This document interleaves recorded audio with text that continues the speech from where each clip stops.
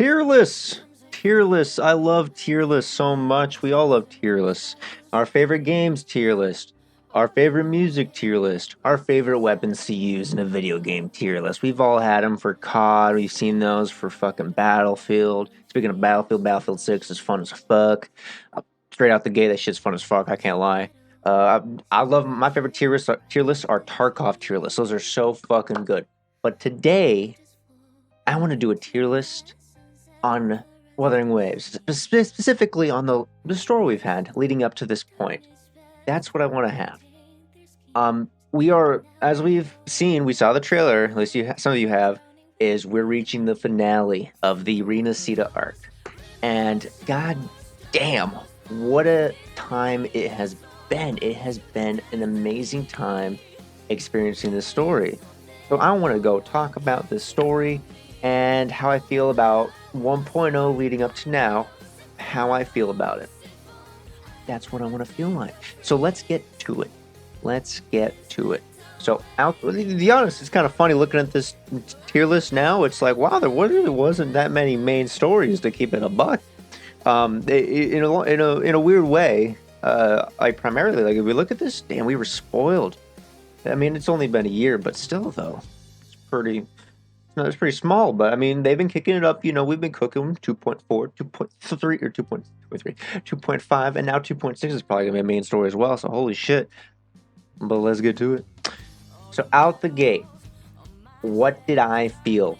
1.0, baby. We got this guy sitting right here. How do I feel about 1.0's main story?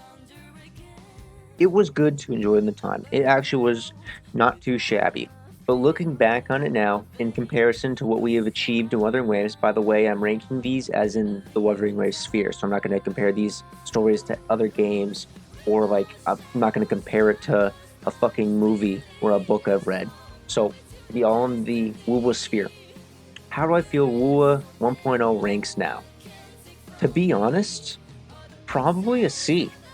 Just because of how much they've cooked with the story now, of how much they've upgraded the storytelling and the voice acting and the music. 1.0 really just wasn't as good as what we have currently. We're spoiled right now. We really are. And I also kind of always had this thought about 1.0. It was quite long and it had a lot of fail points in the beginning. I mean, we've all heard the complaints when this game first launched. Hey, why does everyone sound monotone? The music just doesn't hit as hard. God, this story is so fucking long.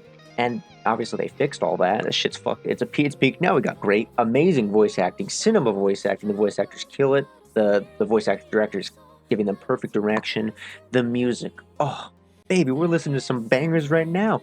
Ode to the Nameless, 2.4 story. Oh, a beautiful song. And then how they've paced these stories has been exceptionally well.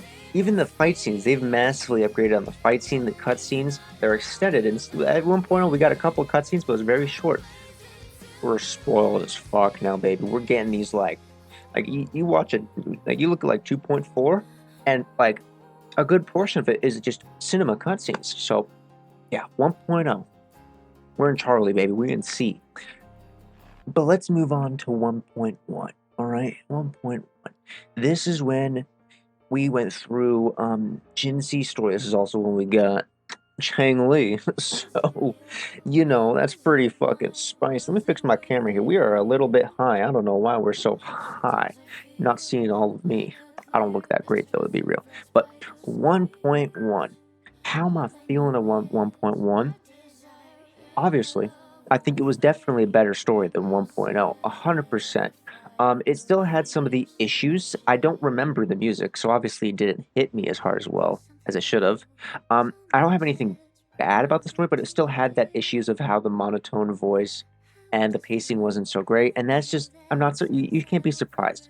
These were complaints that came off of 1.1. To be honest, 1.1 was probably done and they were wrapping it up by that point. So the effects haven't hit of all the complaints people had with the initial story.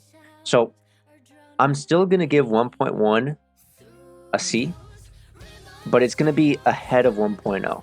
It was definitely improvement. We also got some weird QO in the patch, but we're talking about story here, baby. We're talking about story. It still was great, though, watching Jinxi go through, basically seeing what she went through and being put into position of a leader at such a young age was So interesting to watch, to be real. But to be real, didn't remember too much of it, and that just might be half. I have terrible memory, and it's been almost over a year, almost. And B, just it didn't hit. It didn't hit. But this is my own personal opinion. All right, some of y'all may love this story, and that's all. That's all on you, man. I'm not gonna fucking impose my opinions on y'all. And now we're getting 1.3, and now you're.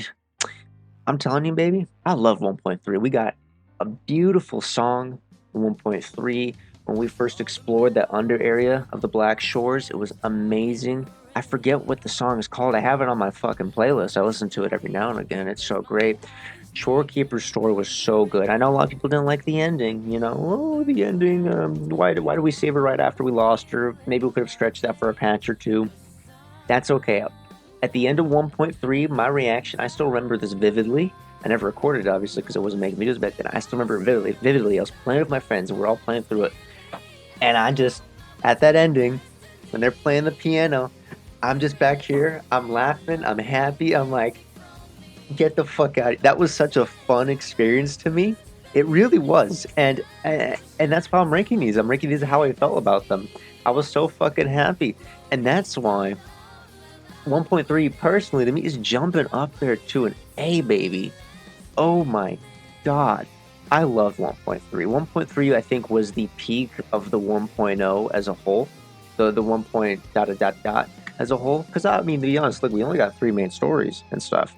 And this is also 1.3 is where you could actually start to tell they were applying a lot of the issues and complaints that people had brought to them from 1.0.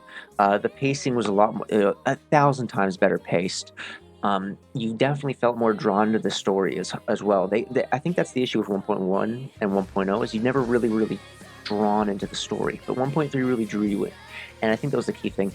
They got better music. The music was spectacular, and just I mean, Shorekeeper, his wife, baby, and she's our fucking healer. Do I have to explain too much more? It was such a fun time. It really was. It really was such a fun time. I think the key point for 1.3 for me was finishing it, and I distinctly remember watching Gotcha's Smack video on it, and even he had issues with it, obviously, but he still gave it a lot of praise and enjoyed it because he was like, "This is a step up," and it really was a step up. It was a big step up, personally, to me, from a Charlie to an Alpha. All right, we're getting up there. Now, we're in cinema land, baby. I mean, 2025 has been an amazing year for Wuthering Waves as a whole, regardless of all the bullshit drama that's been going on. Who gives a fuck about that? All right, we're playing the goddamn game. That's what we're playing. All right, we're not playing on Reddit or Twitter. We're playing the fucking Wuthering Waves, and this has been an amazing year. 2 point dot dot dot as a whole has been spectacular. Other than 2.3 was a bit rough. I can't lie. I'm not gonna fucking spit on that one. 2.3 was a bit rough, but on the bench, it was amazing. And that's why, like, it's really hard for me to look at 2.0, 2.2, 2.4, and 2.5 and distinctly rank these because they were all so great. Obviously, people look at 2.0 as a patch that kind of saved Wuthering Waves. So let's keep it a buck. They made such a massive improvement. The game didn't even feel like what it was, but it felt even better, which is really hard to do, to change the game where it feels completely different but feels even better. Holy shit. We also got Carlotta. She's my boss beater. She beats the fuck out of those bosses. I love her to death. And that's why, to me, 2.0 was a fucking S rank, all right? So, the music wasn't as good. I mean, I have no memory of the music from 2.0. It was still good. It still enraptured me, but it's not clicking here. It's not in my memory and stuff like that. However, the pacing was exceptional. A lot of people, so I've seen the comments of, hey, the pacing wasn't so good in 2.0. This is what I'll raise you, all right, on this one, is we digested 2.0 as 3 fucking main stories. You could say it's the 2.0 story, but it was 3 separate stories, 3 separate arcs in that story. That's a lot of time to eat up. I think total time completion was 6 hours, all right? And to a normal person, a normal living person that works a 9 to 5, or some of us that works a 7 to 4, That's a lot of time investment, baby. That's a lot. It took me a couple of days to burn through that.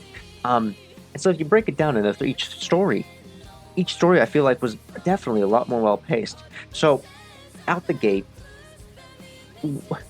we enter Renacida, and we're going through Raguna, and oh my god, when we went up that elevator, and we're traveling around, and we're following that little pixie thing. I don't know what it was, and you see the whole world, and it's absolutely beautiful. It's like a Zelda moment, and actually, you kind of remember the music kicking on I can't even say it. It's just like it's stuck in the back of my mind. But and you're just like, oh my god, they did it.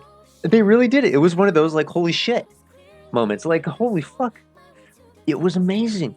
Um, I'll be honest though, I had some issues with the middle. If we combine all the stories as a whole, the second act, it just wasn't it for me personally. We did get some amazing fight with Cantarella throwing hands. She grabbed her fucking sword with her fucking legs and spun that bitch around and smoked the dude. That shit was cool as fuck. But the ending was amazing. I'm sorry. When Furlova was like split in the sky and the sky parted behind her, that shit was fucking insane. That was unfucking real. That was so fucking cool to me. And then you have the boss battle, the music in the background. It's just this vibe, this like you like you got Furlova's talking about the kings and the penances and I forget what she was talking about, but and it was like this is something's going down, baby. Maybe it's going down in the future, but we don't know yet. And then it ended off, and she's like, the story is yet to be complete and stuff, and she just disappears. It was so good. It really was. It was such a fun 2.0 was such a fun experience. January of 2025 was just it was a great time. It really was a great time, guys. It was so much fun. And that's why it's an S rank to me. I mean, like obviously I'm fucking you're like, oh, you're making the story, but you're also talking about the world and the QOL.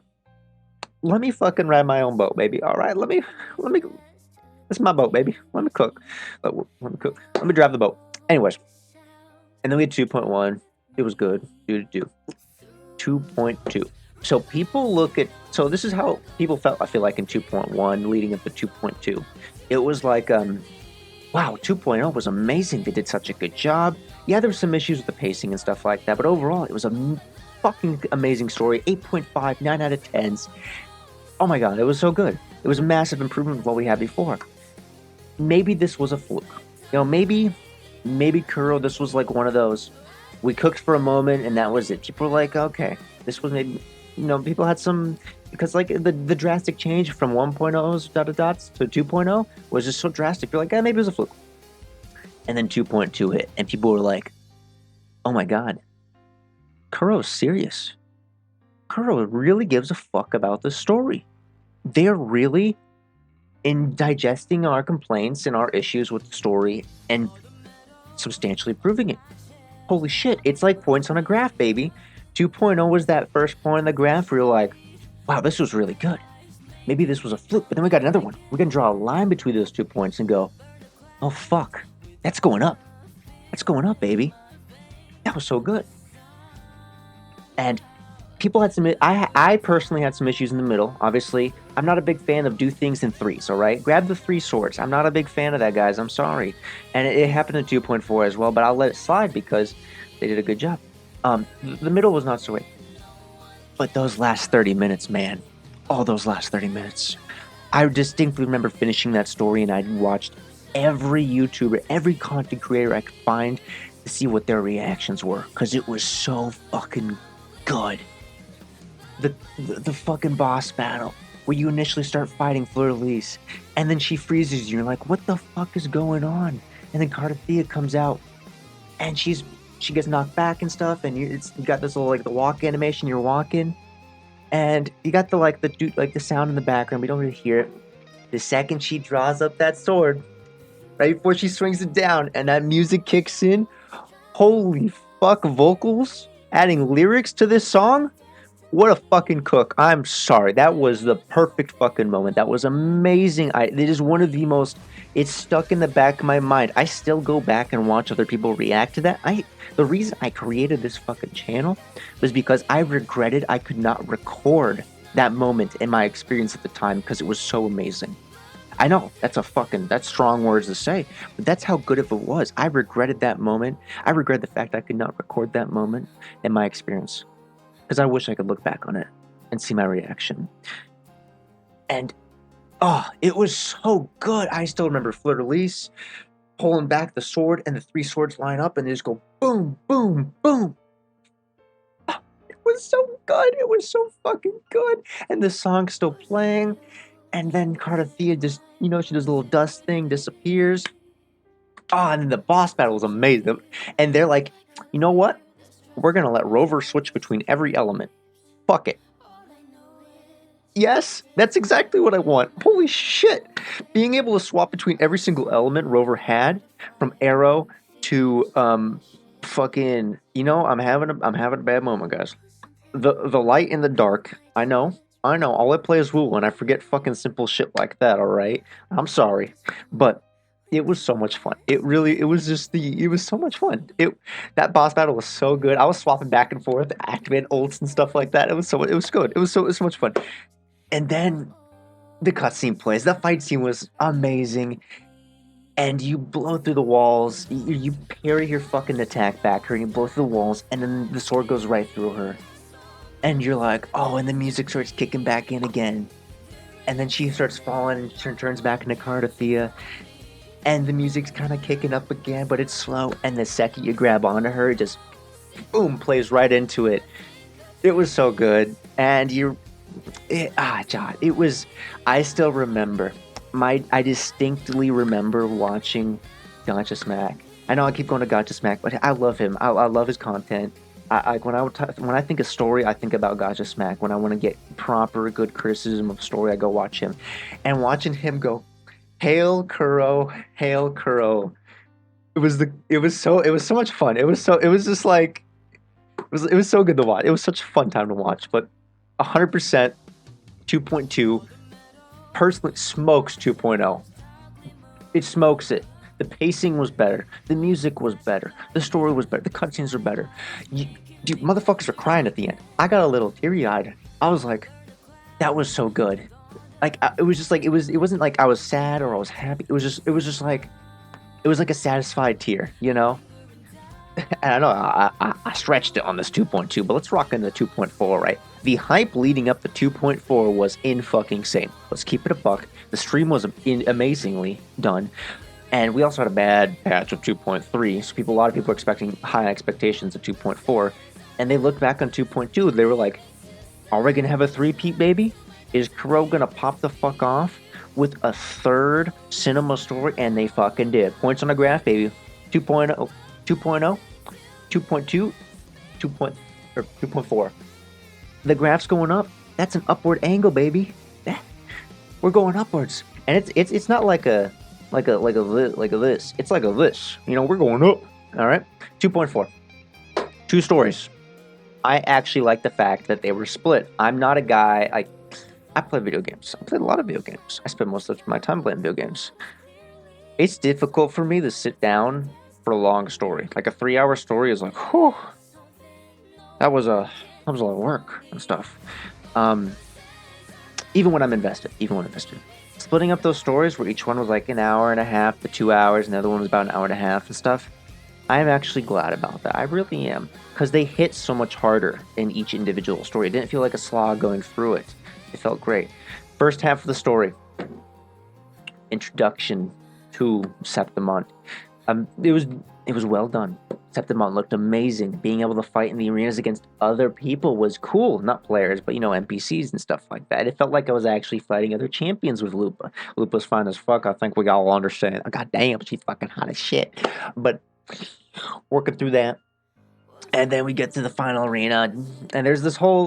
The story was really paced off really well. But it was good. It was good.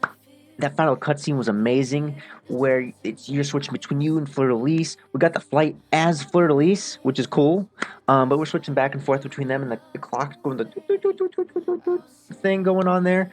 It's cool as fuck. They cooked with the 2D animation at the end, just fucking splitting that shit. That was good. I really like that story. But the second half of 2.4, oh my god. Talk about a leg up, baby. We got this fucking song that you're listening to right now, Ode to the Nameless.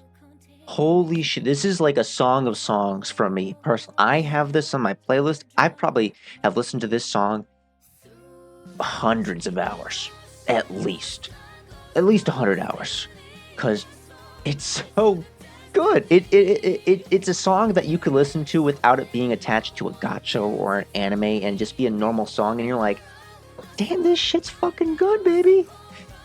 Not only that, but the fact that it's connected to the story was just so emotionally driven. I still think about the story all the time. It's another one of those 2.2 moments where I go back and I watch all the other CCs react to it, and I go, man, that shit was so fucking good.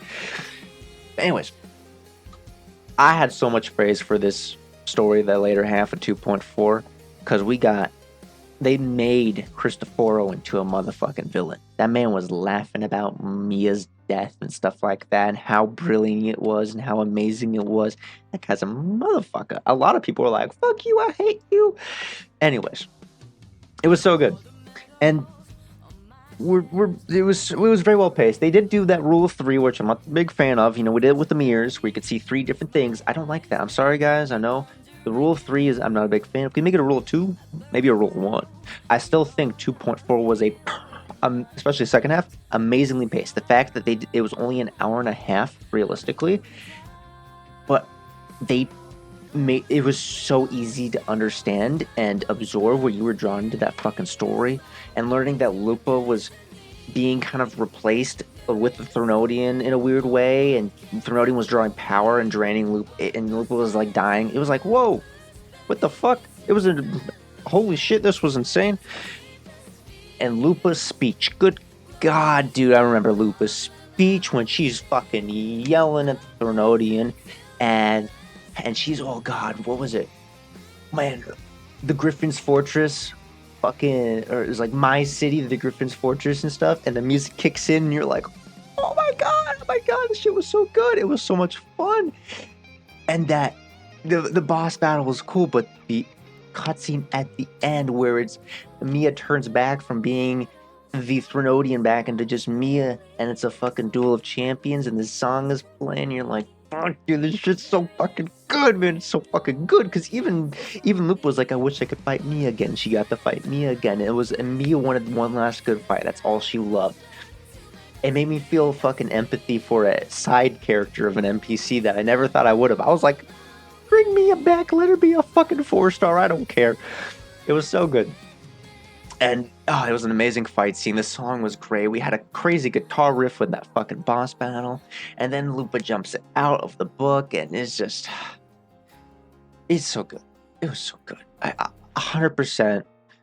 Like, if 2.2 was like an emotional one for me, 2.4 was such a fucking cook. It was a cinema moment. It was just like, it was almost like peak Wuthering Waves in a weird way. Now we're down to the last one. I know it's been a long one, guys. I'm sorry. 2.5. This one split the community. Good God, it really did. Actually, this one's not only split the community, but it started one of the longest dramas and most exhausting dramas, I'd say, personally. All I see is 7 out of 10 memes now. But anyways, what a fucking story, baby. Holy shit. Talk about, I got a little teary-eyed in 2.2. 2.5 had me fucked up. I was sitting back here. I was like that the entire time. The last like 30 minutes of that story, hour of that story, I was just sitting back here like, oh, fuck, dude. I didn't want to say nothing. I was fucked up. Just meeting Frolova, and we started seeing snippets of her past, but we were seeing it, but Rover wasn't. So we're there going, oh my god, Frolova went through so much, but Rover doesn't see that. And you're like, god damn it, Rover, stop being such a fucking dick to her. Why can't you see that? But he doesn't see that. You can't blame him. He also has no memory of it. And then you find out he made a promise to her that he didn't fucking keep. He kind of did keep, but it was, I don't like how he showed up. That was a little too late. I'm sorry, guys. He was a little too late on that one. But fucking, and you're just it's like a third person viewer watching it. I said this in 2.4 as well. It's like, instead of you playing the Rover, you're playing as just this third person, like a god watching Rover, and you're like, no, what are you doing? Why are you doing this? Stop it, Rover. And he's still making these decisions, and you're controlling him, but you're like, fuck, god damn it, don't say that, don't do that. And it was so good. It actually was like, made a lot of people hate Rover, but I think that's a sign of good storytelling. They made a main character that's not just a shoe-in for the player to envelop. They're turning him into an actual pre-existing character, part of the story and stuff like that. It's almost like we as the viewer, yeah, we're controlling Rover, but we're like a god watching down from above. We're viewing this story as it progresses through the eyes of Rover sometimes, but also through the eyes of ourselves. And we're watching Rover make these mistakes, and it's like, holy shit. It really made me think.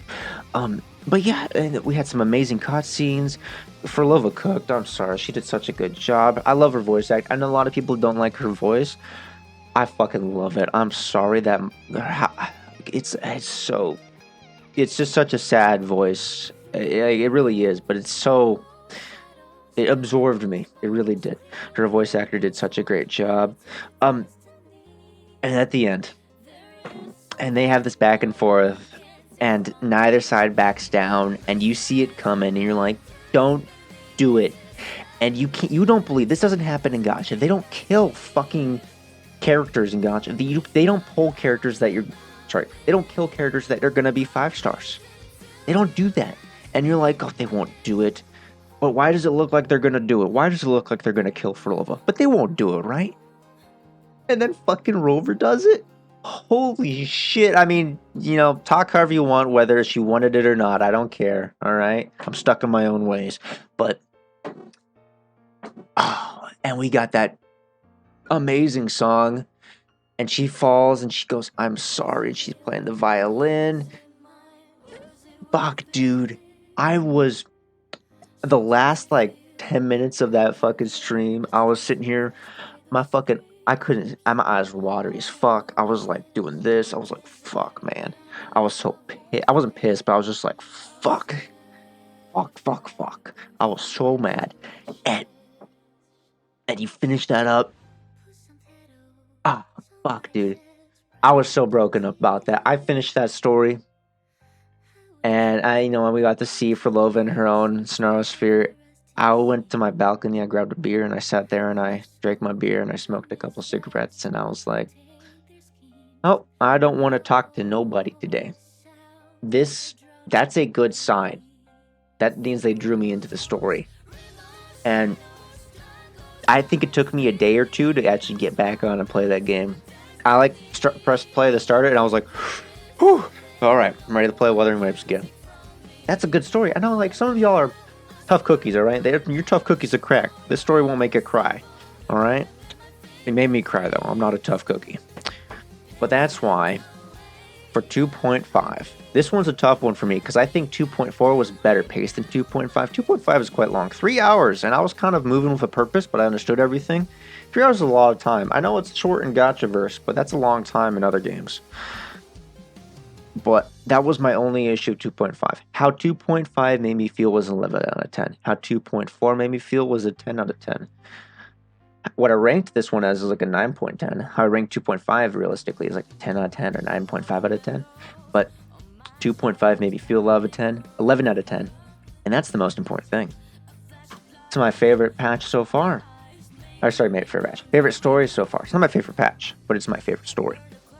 That's why it's my top S rank. And you can see this chain. Now, obviously, This looks a bit different than maybe you would rank it. Maybe you would rank 1.1 higher. Maybe you'd rank 1.3 lower and you bring down 2.0 to A rank. That's okay. You know, you do you, all right? This is my own personal opinion.